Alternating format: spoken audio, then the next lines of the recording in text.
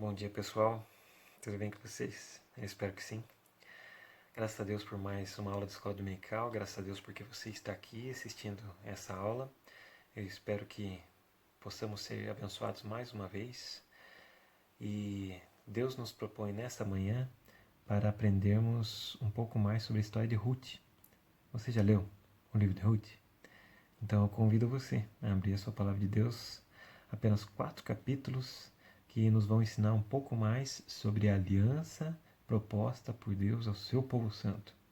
Primeiro aos judeus, depois aos gentios, e hoje para todos aqueles que confessam que Jesus Cristo é o seu único Senhor e Salvador. Fazemos parte deste povo santo. Vamos aprender um pouco mais sobre essa serva de Deus. A história de Ruth ocorreu quando Israel era governado por juízes. Ruth era moabita, pertencente ao país de Moabe, e este povo não fazia parte da linhagem santa de Deus. Ela se casou com um israelita, esse israelita morreu, e após a morte desse israelita, ela se apegou à sua sogra. Logo depois, ela se casou com um parente do seu primeiro marido, Boaz. E, por causa deste casamento, ela se tornou a bisavó de Davi, um dos maiores reis de Israel. Que aprendizagem poderemos ter com esta palavra de Deus? Deus está nos chamando para voltarmos nossos olhos mais uma vez para Ele. Antes de começar essa aula de escola dominical, vamos orar mais uma vez pedindo a orientação, a iluminação do Espírito Santo neste momento. Ó Pai bendito, muito obrigado por mais uma aula da escola dominical. Muito obrigado por cada vida que está vendo esta aula, este vídeo.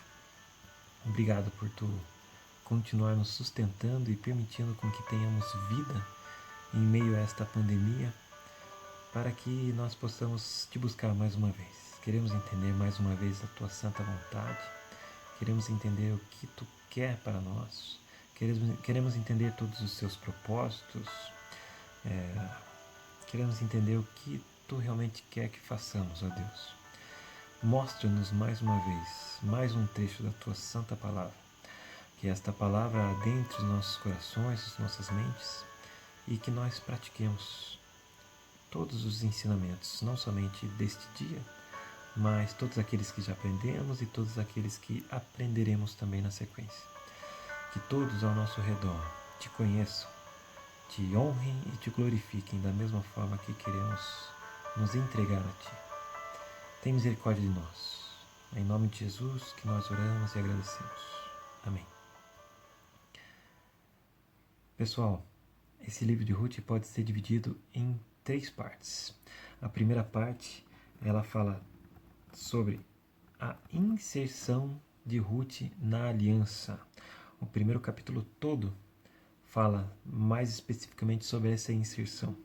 Como já falamos no começo da aula, Ruth era moabita, pertencente ao povo de Moabe, um povo com o qual o Senhor não havia firmado a sua aliança.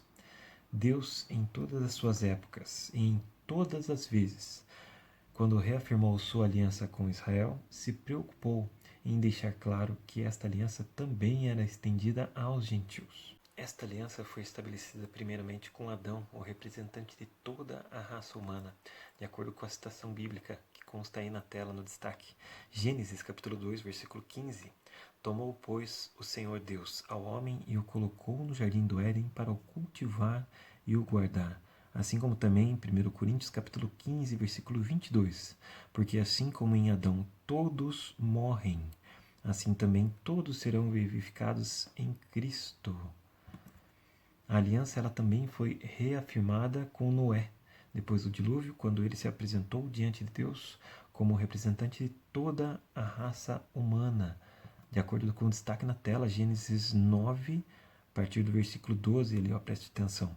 Então Deus disse: Eu lhes dou um sinal da minha aliança com vocês e com todos os seres vivos, para todas as gerações futuras. Sempre preste atenção no destaque em que todos são incluídos na geração, todos são incluídos nesta aliança, nesta linhagem santa, neste povo santo de Deus. A aliança ela também foi reafirmada com Abraão, quando Deus pediu para ele sair de sua terra e de sua parentela, e disse que em Abraão seriam benditas todas as famílias da terra. Destaque na tela Gênesis 12, a partir do versículo 3. Abençoarei os que te abençoarem e amaldiçoarei os que te amaldiçoarem. Em ti serão benditas todas as famílias da terra. Os gentios, então, sempre estiveram nos planos de Deus. No fim da história da redenção, o Senhor reunirá na aliança pessoas de todas as tribos, povos, línguas e nações. Lá em Apocalipse, capítulo 5, a partir do versículo 9, preste atenção no destaque lá, que digno és de tomar o livro e de abrir-lhe os selos, porque foste morto e com o teu sangue compraste para Deus os que procedem de toda tribo, língua, povo e nação. Fazemos parte deste povo, fazemos parte desta nação. Com o passar do tempo, o Senhor foi formando uma linhagem santa através dos patriarcas. O Senhor prometeu fazer dele pai de numerosas nações. Destaque na tela, Gênesis capítulo 17, a partir do versículo 4. Quanto a mim, será contigo a minha aliança. Serás pai de numerosas nações. Não são poucas nações, não é uma nação só, mas numerosas nações, contemplando praticamente todos aqueles eleitos de Deus que confessarem que Jesus Cristo é o seu único Senhor e Salvador. Isaac seria o filho por meio de quem o Senhor cumpriria a sua promessa, de acordo com a citação bíblica lá. Gênesis 17, a partir do versículo 9, disse mais Deus a Abrão: guardarás a minha aliança, tu e a tua descendência. Por Isaac será chamada a tua descendência. Isaac foi pai de Jacó, e nos planos de Deus a aliança com o Senhor foi reafirmada, e ele continuou formando uma linhagem santa, de acordo com a citação que está aparecendo aí na tela para você abrir quando você quiser. A família de Jacó viveu, cresceu, se multiplicou e 430 anos mais tarde ela já não era mais uma grande família, mas ela se tornou numa grande nação, num grande povo, de acordo com a citação que vai aparecer aí na tela para você. Com esse povo, o Senhor reafirmou a sua aliança no Monte Sinai com a entrega da lei. Deus firmou a aliança com o povo de Israel, mas não excluiu os outros povos desta aliança. Todo estrangeiro que se deixasse circuncidar, que recebesse o sinal da aliança, passaria a fazer parte do povo da aliança, sendo considerado um judeu semelhante a qualquer outro, podendo até participar da festa da Páscoa. De acordo aí com a tela de destaque, Êxodo 12, versículo 44. Porém, todo escravo comprado por dinheiro, depois de o teres circuncidado, comerá dela. Todo escravo. Assim, ali embaixo também, destaque o versículo 47. Toda a congregação de Israel o fará. Porém, se algum estrangeiro se hospedar contigo e quiser celebrar a Páscoa do Senhor, seja-lhe circuncidado todo macho. Isto que aconteceu com Ruth. Ela não foi circuncidada, porque a circuncisão era só aplicada aos meninos do 8º dia de vida e também aos gentios do sexo masculino que quisessem ingressar na aliança. Ruth foi inclusa na aliança porque ela fez uma pública profissão de fé com a sua sogra Noemi. A gente viu no começo lá da aula, vamos rever mais uma vez. Aonde quer que fores, irei eu, e onde quer que pousares, ali pousarei eu. O teu povo é o meu povo, o teu Deus é o meu Deus. O Deus que não era dela se tornou o Deus que ela começou a cultuar, para quem ela começou a viver. É um grande exemplo para todos nós. Ela se entregou ao Deus da salvação. Devemos nos entregar mais vezes a este Deus também. Não podemos esquecê-lo. Ruth, Raabe e Jetro são demonstrações de que a inclusão dos gentios na aliança sempre esteve nos planos de Deus. Isso ficou mais evidente quando Jesus deu a ordem a seus discípulos. Qual foi a ordem? Mateus, capítulo 28, versículo 19, com um destaque lá da tela, né? Ide Portanto, fazei discípulos de todas as nações, batizando-os em nome do Pai e do Filho e do Espírito Santo. Todas as nações. Não é só o seu vizinho, não é só sua família, não é só o seu amigo, seu best friend. É para todas as nações serem alcançadas por este Evangelho. Quando Jesus ressuscitou, prestes a subir ao céu, ele disse também num texto bem conhecido, lá no livro de Atos, capítulo 1, versículo 8, no destaque da tela: Mas recebereis poder ao descer sobre vós o Espírito Santo, e sereis minhas testemunhas, tanto em Jerusalém, como em toda a Judéia e Samaria, e até aos confins da terra, até às áreas mais distantes do planeta. Não é só para a sua igreja, não é só para a programação da UMP. É para todos, desde os mais próximos até os mais distantes. O quanto você tem levado este Evangelho, o quanto você tem proclamado este Evangelho para toda criatura, ou para as criaturas que somente estão ao seu redor, ou nem para estas. É o convite da aula desta manhã para a sua vida.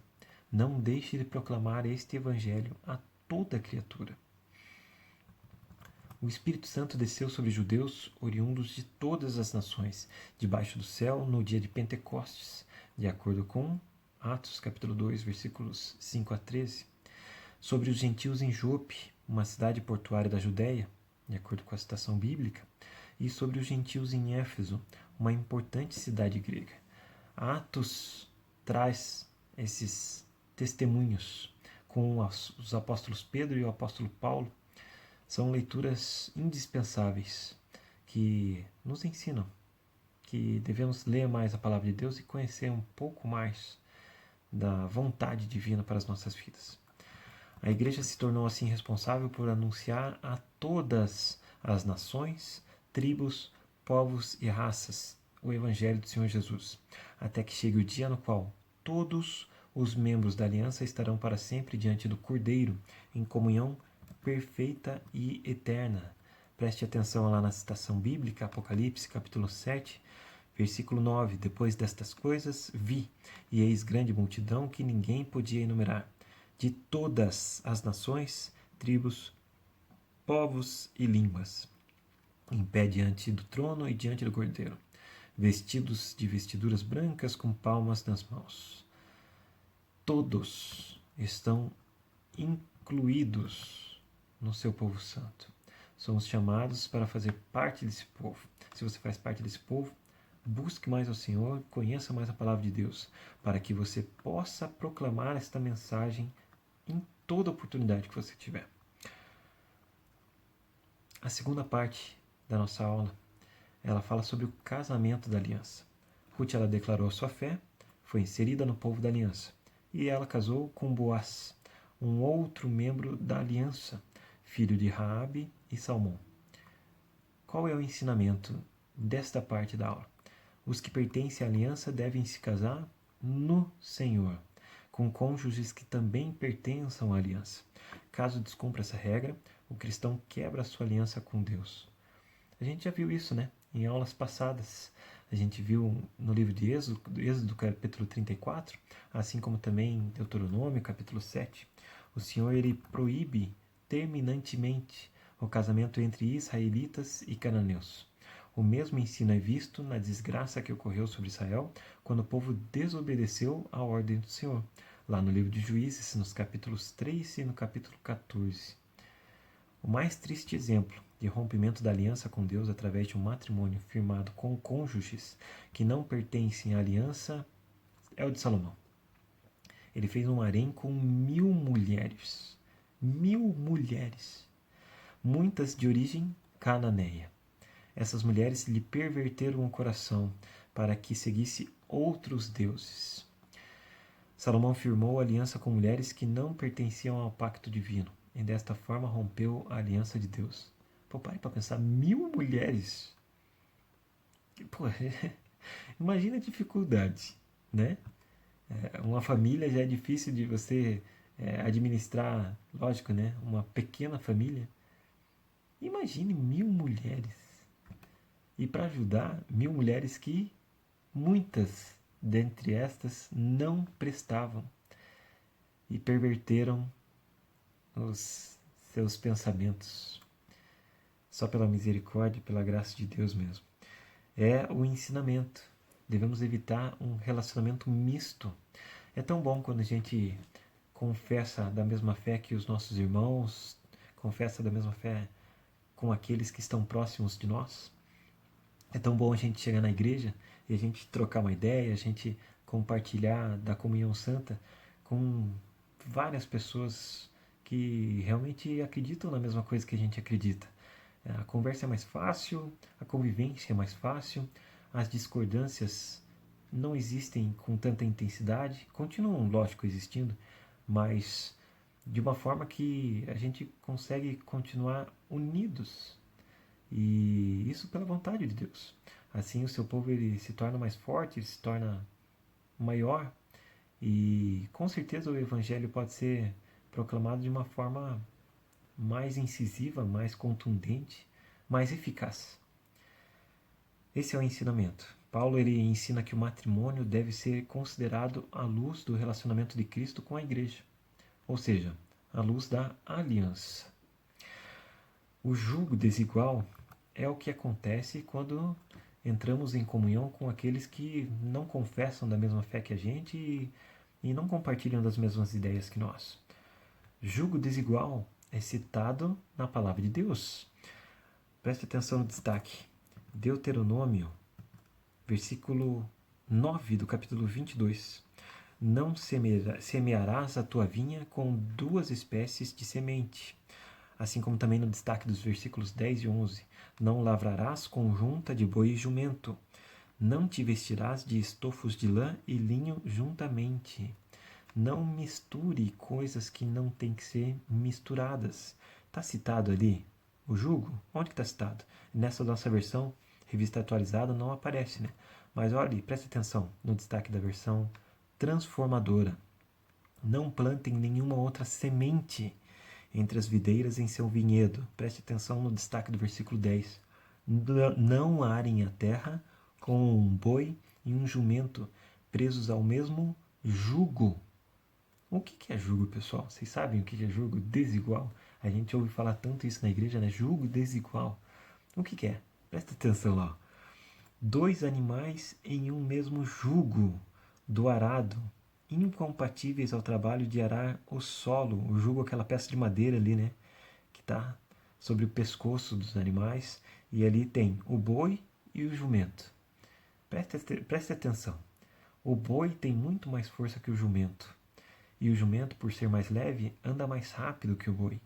Então, no mesmo solo, no mesmo arado, neste mesmo jugo, esses dois animais estão com forças e potências desproporcionais.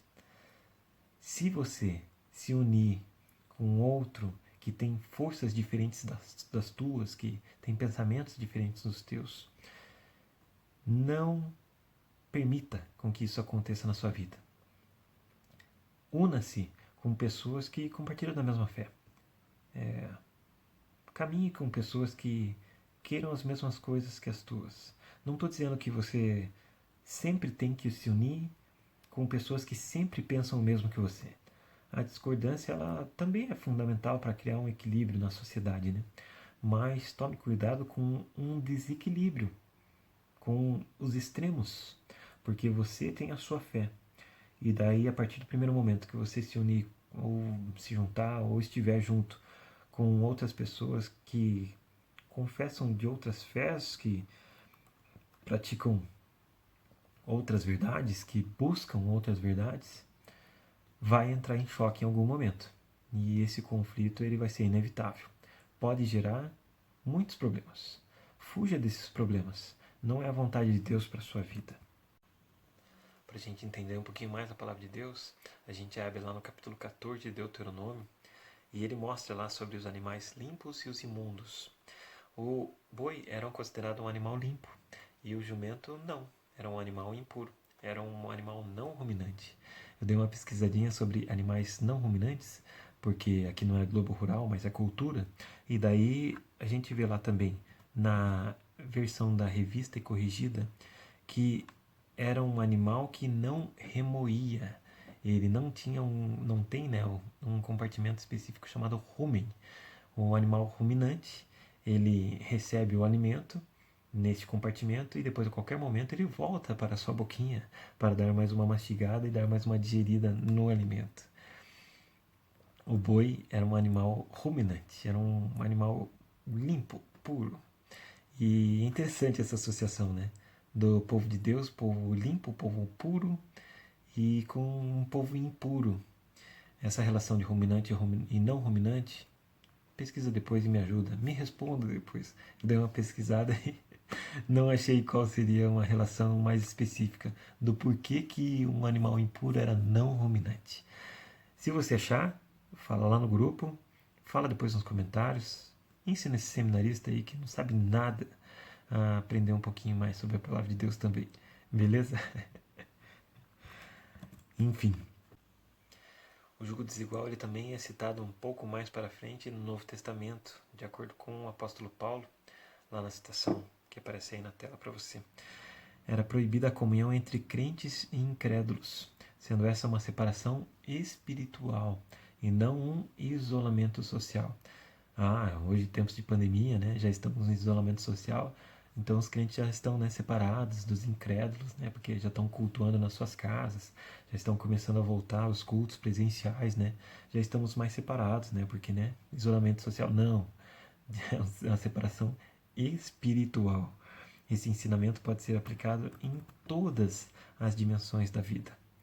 Defina qual é a melhor vontade, a sua ou a de Deus. Não adianta você querer algo que não seja da vontade dele. Nós temos que alinhar as nossas vontades com as do Senhor. Jugo desigual não é para a nossa vida. Podem ter exceções. Eu fui uma exceção dessas. Eu sei que você conhece outras exceções. Mas entenda, não faça isso para sua vida. Evite. Você sabe que a gordura da picanha é gostosa? Você sabe que pode comer de vez em quando? Beleza. Mas você sabe que também que tem que evitar. Porque se você buscar sempre essa gordurinha da picanha, você vai passar mal. Da mesma forma, o refrigerante é gostosinho uma Coca-Cola, é uma delícia, né? Num domingo, né? No almoço, qualquer momento, né? Quando que não vai bem uma Coca gelada, daquela de garrafa de vidro, né? Coca-Cola me patrocina. Mas enfim, é bom você tomar sempre a Coca-Cola? Não. Vai ter problema. Você, lá na frente, o teu corpo vai reclamar. O teu corpo vai dizer que isso é errado para sua vida. E quem diz isso principalmente é Deus. Deus, ele nos encaminha, ele nos orienta, ele nos ensina. Então, ele vai te ensinar um dia que você tem que abandonar o refrigerante e partir para um suco de limão, de preferência sem açúcar, porque faz bem para o seu corpo. Não deixe ele tomar o seu suquinho de limão. Da mesma forma, não pratique o jugo desigual. Devemos influenciar e não sermos influenciados. Mesmo que a sua fé seja fraca e pequena, ela fará você crescer. Quanto mais para perto do Senhor a fé conduzir o cristão, mais sábio o cristão será. Você não será influenciado se você buscar o Senhor. Você conseguirá conduzir todos ao seu redor para Deus. É difícil quando um cristão não está firme na palavra de Deus e não está firme em Deus. Ele sai fácil da igreja, as suas raízes elas não são tão profundas e é um cristão que não tem vida longa na igreja.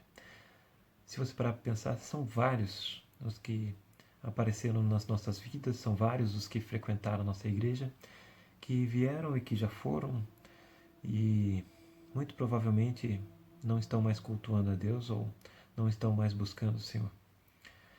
Que possamos ir atrás destes e, antes disso, que possamos firmar nossas raízes em Cristo, que nós possamos multiplicar e fazer a vontade realmente de Deus acontecer. Esse é o ensinamento da aula da Escola Dominical dessa manhã. Você está namorando com alguém que não é cristão? Ou você é casado com alguém que não é cristão? Paulo orienta os cristãos lá em 1 Coríntios capítulo 7, a partir do versículo 12 até o 17. Se o marido ou a esposa não forem cristãos, mas aceitarem viver com os seus cônjuges cristãos, eles são aceitos por Deus. Mas se eles não aceitarem e quiserem o divórcio, o cristão deve deixá-los ir. Pois nesse caso o descrente ofende mais a Deus do que a seu cônjuge. Esse tipo de relacionamento deve ser evitado. Deus chamou os cristãos para viverem em paz e não para viverem em conflitos. Deus chamou os cristãos para continuarem vivendo de acordo com o dom que o Senhor lhe deu e na condição em que se encontra quando Deus o chamou. Se Deus te chamou solteiro ou casado, Ele te chamou sendo fiel a Ele. Então, você deve permanecer fiel a Deus. Deus tem que ser cultuado em todos os momentos da sua vida e não deve ser abandonado. E assim chegamos na nossa terceira e última parte da nossa aula de escola dominical, que fala sobre a linhagem da aliança. É a terceira divisão do livro de Ruth também. Ruth e Boaz se casaram, tiveram filhos, e esses filhos eles nasceram dentro do contexto da aliança, e por isso eram santos ao Senhor. O filho deles foi educado nos caminhos do Senhor, e no momento certo, sobre aceitar alegremente a promessa de vida contida na aliança, e firmou seu compromisso pessoal com o Senhor. Quem foi este filho? Obed. Obed foi avô de Davi, um dos ancestrais do próprio Cristo. Obed significava servo. Essa era a tradução e este ensinamento que nós entendemos com este filho de Ruth e Boaz. Nós devemos instruir nossos filhos a temerem ao Senhor. Ah tá, mas eu não tenho filho, então tô de boa. Dessa eu me livrei. Não. Você terá filhos. E estes filhos tirarão a sua paciência, puxarão os seus cabelos, darão tapas em vocês no meio da noite. Eles pedirão comida o dia inteiro, principalmente se estiverem numa pandemia, porque são saquinhos sem fundo. E você terá que instruí-los mesmo assim nos preceitos do Senhor. Terá que ter paciência para que você possa conduzi-los da melhor maneira possível. Você não tem filho? Você tem responsabilidade também, porque você pode ensinar os pequenos na igreja como é necessário, professores na escola dominical, que ajudem com as crianças, como é necessário. Pode ser a sua responsabilidade também. Assim como também tem muitos seus próximos que têm filhos pequenos. E talvez seja a sua responsabilidade também cuidar deles em nome de Jesus. Eu creio nisso. Que você pode ajudar seus amigos que têm filhos e conduzi-los no melhor caminho.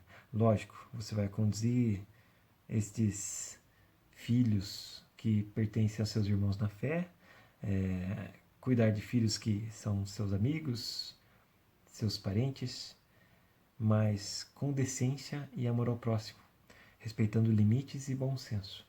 Você pode fazer a sua parte. Então, busque conduzir esses pequenos mais próximos para mais próximos de Deus. Faça a vontade de Deus também dessa forma. Não pense que você faz a vontade de Deus fazendo só a sua vontade. Tente entender que pode ser que a vontade de Deus seja essa para a sua vida também. Nós devemos ensinar e ser exemplos para os pequenos. Nós devemos ensiná-los a ler para que eles leiam por conta um dia. Nós devemos orar com eles e por eles, para eles, para que eles entendam naturalmente como se deve orar e comecem a orar sozinhos, de repente. Nós devemos ser exemplos de piedade e bondade para que eles olhem para nós e nos imitem, façam o mesmo em qualquer momento, principalmente quando forem mais velhos. E a gente sabe que as crianças nos imitam, né? Se a gente faz uma besteira, se a gente fala um palavrão, eles filtram que nem uma esponja. E eles repetem no primeiro momento. Então devemos fazer o que é certo perto deles. Não se esqueça disso. Sejamos exemplos, imitadores de Cristo, de acordo com orientação bíblica. Devemos nos esforçar para criar as crianças na disciplina e na correção do Senhor. Devemos zelar pela educação de nossos filhos, nossos pequenos, no caminho do Pai. Aprendam a enxergar os nossos filhos, os pequenos, como herdeiros da aliança. A palavra ensina: estas palavras que hoje te ordeno estarão no teu coração. Tu as inculcarás a teus filhos, de acordo com a citação bíblica. É um grande aprendizado na nossa manhã de hoje, que nos lembramos da vida de Ruth, uma moabita. Ela não pertencia à linhagem santa do Senhor, ingressou na aliança e a graça a alcançou. Seu casamento demonstrou o cuidado de Deus na preservação e enriquecimento da aliança através da união matrimonial de cônjuges santos. Em seus filhos, vemos a graça de Deus santificando os filhos dos crentes aos inserir na aliança. Use o exemplo de Ruth para edificar sua vida e fortalecer a sua fé. Sem essa fé, o esfriamento te alcançará. E, falando bem a verdade, basta o frio de Curitiba, não é verdade, meus irmãos? Vamos fazer a diferença e buscar essa fé. Tenhamos fé em Jesus Cristo, tenhamos fé em Deus. E que essa fé, ela aqueça os nossos corações, aqueça os corações de todos aqueles ao nosso redor, para que todos estes, não só nós, mas todos estes que conhecerem a Cristo através de nossas vidas, possam honrá-lo e glorificá-lo em todos os momentos. São perguntas que eu faço para vocês, chegando já ao final da nossa escola dominical. O que você tem feito para levar o Evangelho para os outros, para os seus vizinhos, para os seus familiares, para os seus parentes e para aqueles dos confins da terra? Você tem estudado inglês? Você tem buscado conhecer uma nova língua? Não tenho feito nada, né? Não estudo, tô com preguiça. Essa época aí de quarentena, de pandemia, eu fico só de perna pro ar. Pô, a gente tem tanto tempo do mundo agora, né? Alguns, lógico, né? Ou muitos. Porque eu sei que muitos também têm trabalhado mais do que nunca. Mas se você tem um tempinho a mais disponível, busque aprender outra língua. Porque devemos proclamar o Evangelho através do português e devemos proclamar o Evangelho através de outras línguas também, para outros povos, outras nações. Veja a dimensão do chamado de Cristo para a sua vida. E outra pergunta que eu faço para você também é: a quem pertence a responsabilidade de educar as crianças nos caminhos do Senhor? Será que só aos pais? Eu acho que nós já sabemos as respostas, né? É isso, meus irmãos. Mais uma aula de escola dominical. Mais uma vez Deus foi gracioso, misericordioso, foi amoroso e permitiu que estivéssemos juntos. Agradeço a Deus por sua vida. Agradeço a Deus porque você teve paciência de ver mais um vídeo e me ajudou dessa forma, me abençoou, me acompanhando e me incentivando a proclamar o Evangelho não só para você, mas para deixar salvo essa mensagem, né, na internet, e quem sabe outras pessoas serem atingidas também, serem alcançadas e saírem das trevas e alcançarem a luz. Que Deus te abençoe, te proteja e estejamos juntos, não somente nesse meio virtual, mas, se Deus quiser, em todos os momentos, que nós possamos orar uns pelos outros, amar ao próximo como a nós mesmos e a Deus sobre todas as coisas. Bom domingo para você, meu irmão. Deus te abençoe, um grande abraço. Fiquem com Deus, até a próxima.